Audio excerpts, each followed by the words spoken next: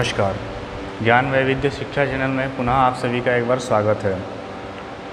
हम विषय मनुस्मृति द्वितीय अध्याय शास्त्रीय प्रथम वर्ष के लिए पढ़ रहे थे। अभी तक हमने 44 श्लोकों का अध्ययन किया है और 44 श्लोक तक हमने अभी तक ब्रह्मचारियों के लिए उपवस्त्र और अधोवस्त्र इन विषय तक पढ़ा है। आगे हमारे क्रम में यज्ञोपवीत संस्कार के विषय में बताने के लिए श्लोक पढ़ेंगे। आगे हम सभी यज्ञोपवीत संस्कार के बारे में जानेंगे और आज यज्ञोपवीत संस्कार मुख्य विषय रहेगा। यज्ञोपवीत संस्कार के विषय में सर्वप्रथम बताते हैं कि उपवीत के विषय में, उपवीत अर्थात सूत्र कैसा होना चाहिए, जो सूत है वो किस चीज़ का होना चाहिए। तो प्रथम श्लोक बताते हैं, कार्पा समुपवीतं स्याद् विप्रस्योर्ध्ववृतं त्रिवृत क्षणसूत्रमयं राज्ञो वैश्यस्या विकसौत्रिकम्। कहते हैं ब्राह्मण का प्रदक्षिणावलित त्रिगुण कार्पास सूत्र से निर्मित, कपास सूत्र से निर्मित यज्ञोपवीत होना चाहिए। क्षत्रिय का षण सूत्र से बनना चाहिए। क्षत्रियों के लिए जो यज्ञोपवीत बने, उपवीत जो बने, वो षण के सूत्रों से बनना चाहिए। और वैश्य के लिए बताते हैं मेष रोम के द्वारा निर्मित उपवीत होना चाहिए। मेष के रोम से बना हुआ उपवीत वैश्य के लिए होना चाहिए। ब्राह्मण, क्षत्रिय, वैश्य तीनों वर्णों का क्रमशः बताते हैं कपास और षण और मेष रोम। कपास के सूत्र से ब्राह्मण का सूत्र बनना चाहिए उपवीत, और षण के सूत्रों से, षण के तंतुओं से क्षत्रिय का सूत्र उपवीत बनना चाहिए, और मेष रोम द्वारा वैश्य के लिए उपवीत का निर्माण होना चाहिए। कई जगह इसमें उदाहरण और दृष्टांत भी प्रस्तुत करते हैं विशेष में। आगे बताते हैं ब्राह्मण, क्षत्रिय, वैश्य के दंड के संबंध में बताते हैं। जो दंड धारण करते हैं ब्राह्मण, क्षत्रिय, वैश्य यज्ञोपवीत के समय, उसके विषय में बताते हैं ब्राह्मणो बैल्वपालासो क्षत्रियो वाटखादिरौ पैलवो दुम्बरो वैश्यो दंडानर्हन्ति धर्मतः। बताते हैं ब्राह्मण के लिए बिल्व तथा पलाश का जो दंड धारण किया जाता है यज्ञोपवीत संस्कार के समय, उसमें ब्राह्मण के लिए बिल्व तथा पलाश के वृक्षों का दंड होना चाहिए, एवं क्षत्रिय के लिए वट एवं खदिर का, वट एवं खदिर के वृक्षों का क्षत्रिय के लिए दंड होना चाहिए। तत्पश्चात वैश्य के लिए पीलू तथा उदंबर का धर्मानुसार दंड ग्रहण करना चाहिए। तीनों का क्रमशः 2-2 वृक्ष बताया, अर्थात 6 वृक्षों के बारे में बताया, जिन 6 वृक्षों का दंड क्रमशः ब्राह्मण, क्षत्रिय, वैश्य दंड धारण कर सकते हैं। प्रथम बिल्व तथा पलाश ब्राह्मण के लिए, क्षत्रिय के लिए वट तथा खदिर, और वैश्य के लिए पीलू तथा उदंबर। ये क्रमशः 6 दंड वृक्षों के बारे में बताया। ये 6 प्रकार के वृक्षों के दंड धारण कर सकते हैं। कौन? ब्राह्मण, क्षत्रिय, वैश्य द्विज के जो यज्ञोपवीत संस्कार के समय ब्रह्मचर्य आश्रम में प्रवेश करेंगे, उनके लिए ये दंड है। तीनों वर्णों के लिए जो दंड बताया, उनकी जो माप है, मापन कितना होना चाहिए, उसके बारे में बताते हैं। केशान्तिको ब्राह्मणस्य दण्डः कार्य प्रमाणतः ललाट सम्मितो राज्ञः स्यात्तु नाशान्तिको विषः।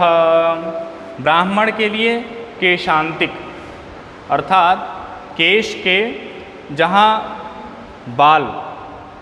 बाल का अंत होता है वहाँ तक का दंड ब्राह्मण को धारण करना चाहिए।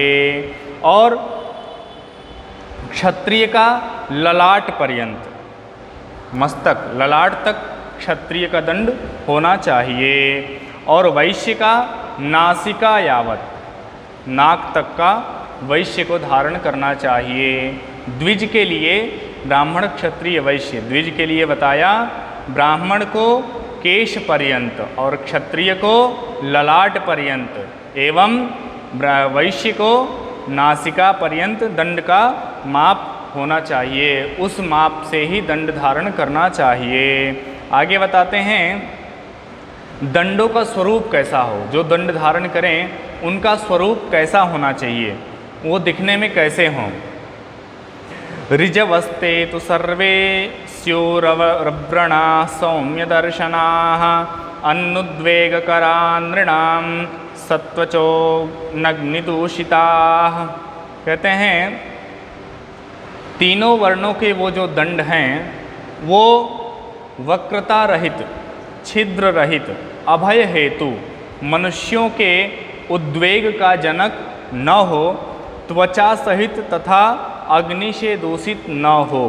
कहने का मतलब ये है कि ब्रह्मचारी का जो दंड होना चाहिए, द्विज में तीनों वर्णों के जो ब्रह्मचारी होते हैं उनका जो दंड होना चाहिए वो उसी प्रकार सुंदर दिखना चाहिए, उससे भय उत्पन्न न हो, उसको देख करके भय उत्पन्न न हो, वक्र छेद आदि से दूषित न हो और अति स्थूलता आदि के कारण उसको देखकर मनुष्यों में भय की व्याप्ति नहीं होनी चाहिए, तथा अग्नि से तपा हुआ, अग्नि से दग्ध न हो, वो ऐसा होना चाहिए।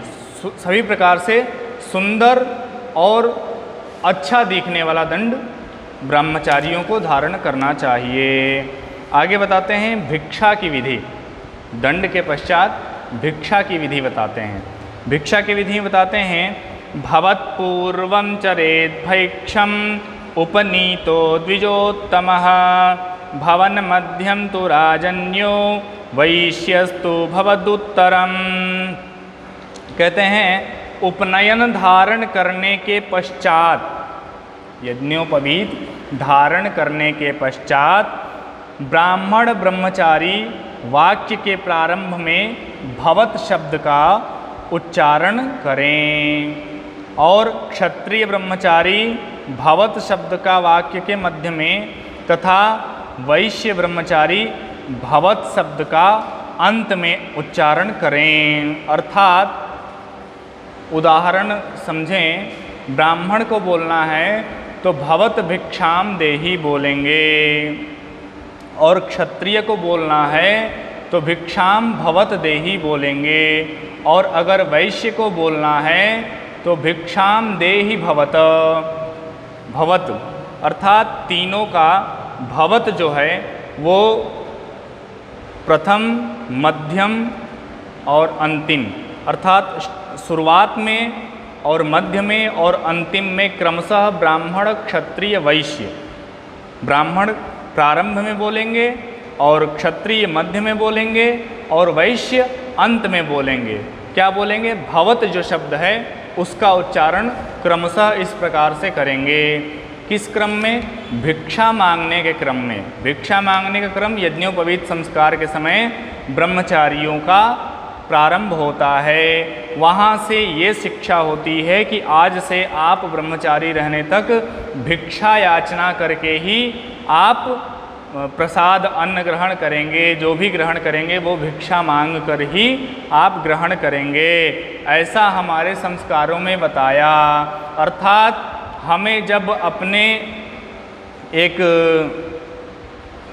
क्या कहते हैं, अपने एक क्रम में जब चलने लग गए हम, तो प्रारंभीकरण मेरा कहाँ से हुआ? अर्थात प्रारंभीकरण द्विजों का भिक्षा मांगने से हुआ, केवल ब्राह्मण का नहीं। ब्राह्मण, क्षत्रिय, वैश्य तीनों को प्रारंभ क्या करना है? भिक्षा मांग करके भोजन करना है। ये हमारे संस्कार प्रारंभ होते हैं यहाँ से।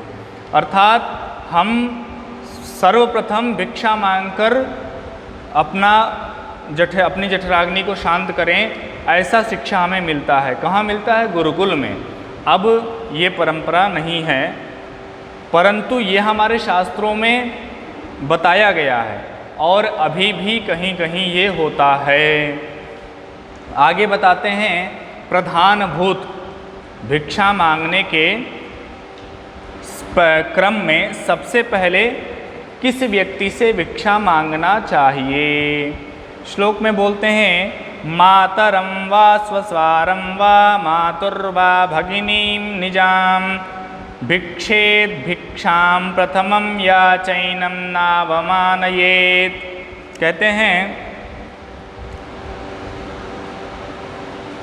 ब्रह्मचारी सबसे पहले माता से मांगे। ब्रह्मचारी सबसे पहले अपनी माता से भिक्षा मांगे। उनके न रहने पर माता की बहन, जिनको मौसी बोलते हैं, माता की बहन से मांगे। उनके भी न रहने पर अपनी सहोदरी बहन से मांगे। और उनके भी न रहने पर 3 को बताया, माता, मौसी और बहन, इनसे प्रारंभ करे भिक्षा मांगना। और प्रति उत्तर में इन तीनों को इस ब्रह्मचारी का तिरस्कार और अपमान नहीं करना चाहिए, अर्थात भिक्षा प्रदान करनी चाहिए, ऐसा ये शास्त्र बताता है।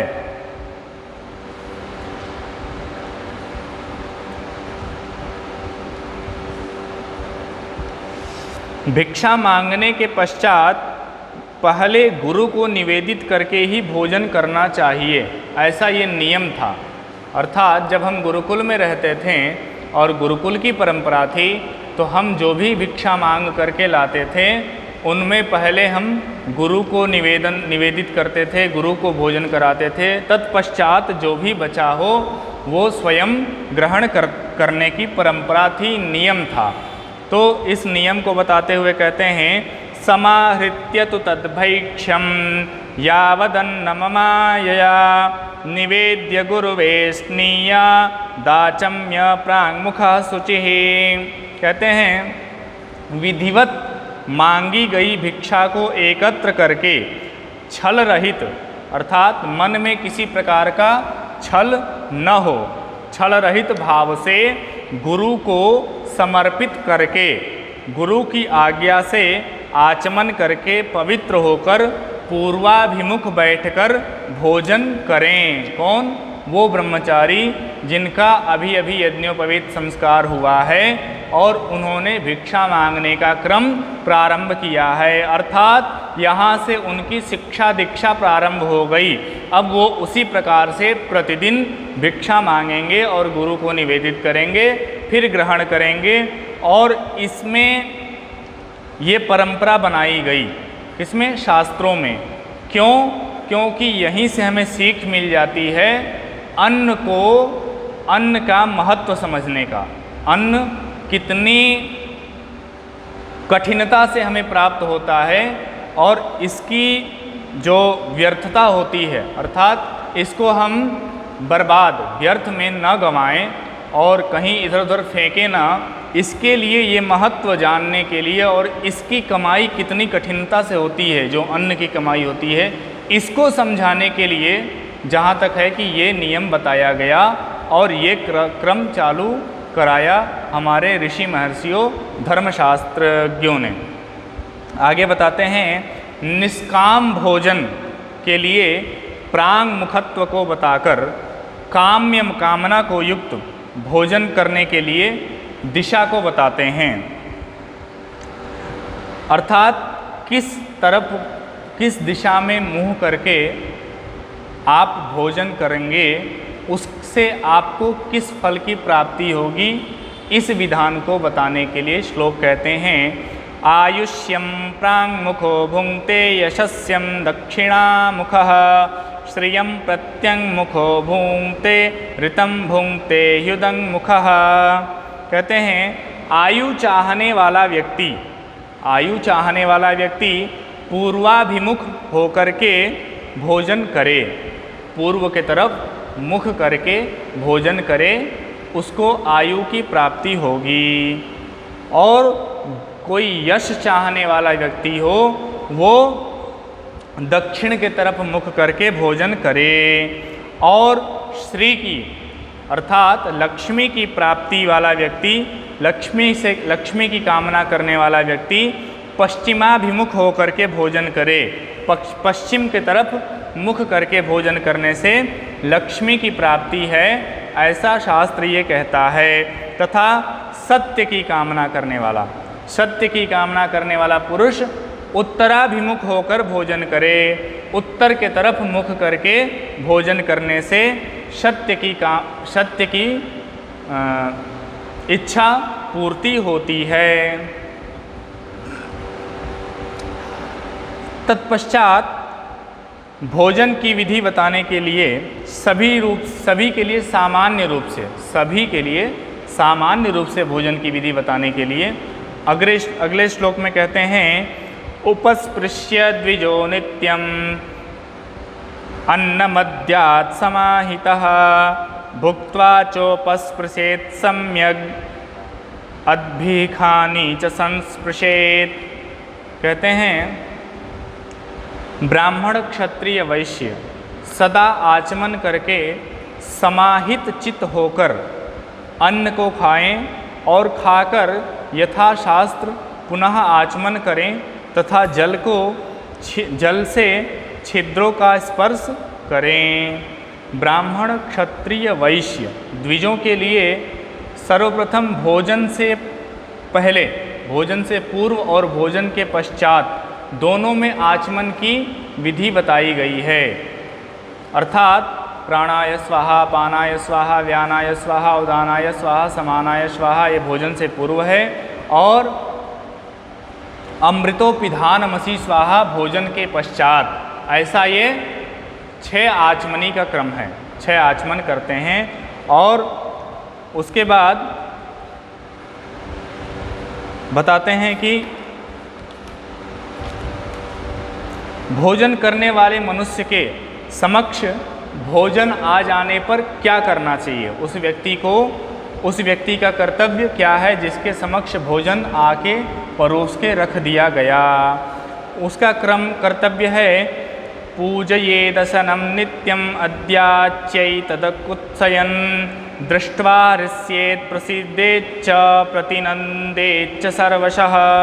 कहते हैं सदा अन्न की पूजा करनी चाहिए, अन्न की सदैव पूजा करनी चाहिए, अन्न की निंदा कभी नहीं करनी चाहिए। अर्थात आपके सामने अगर भोजन आपके प्रतिकूल नहीं है तो भी उसकी निंदा नहीं करनी चाहिए। और अन्न को देखकर संतुष्ट होना चाहिए, संतुष्टि होनी चाहिए। जितना अन्न आपके सामने आ जाए उससे आपको संतुष्ट होना चाहिए और प्रसन्न होकर भोजन ग्रहण करना चाहिए। ऐसा शास्त्र उपदेश करता है कि भोजन का कभी अनादर नहीं करना चाहिए, अन्न का अनादर कभी न करें, अन्न की निंदा कभी न करें। अन्न को देखकर, भोजन को देखकर प्रसन्नता पूर्वक उनको ग्रहण करें और सामने वाले को बोले भी कि अति उत्तम, अत्यधिक स्वादिष्ट है, वो आपके अनुकूल हो या प्रतिकूल हो, आप उसका अनादर न करें। आगे बताते हैं सत्कार पूर्वक अन्न को खाने का फल। अर्थात आप सत्कार पूर्वक अन्न को ग्रहण करेंगे तो उसका फल, उसकी क्या फल की प्राप्ति होगी आपको, इस विषय में बताते हैं। पूजितं ह्यशनं नित्यं बलमूर्जं च यच्छति अपूजितं तु यत्तद्भुक्तमुभयं नाशयेदिदम्। कहते हैं अन्न को पूजित करके खाने का कारण यह है कि सर्वदा अन्न को पूजित करके खाने वाले व्यक्ति को वह भोजन सामर्थ्य तथा वीर्य प्रदान करता है और अपूजित या निंदित अन्न इन दोनों को नष्ट कर देता है।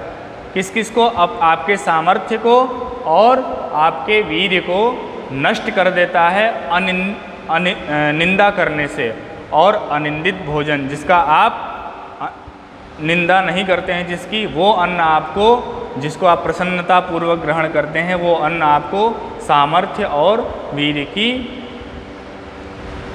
प्राप्ति कराता है और आपको सामर्थ्यवान बनाता है। आज के लिए बस इतना ही। धन्यवाद। नमस्कार।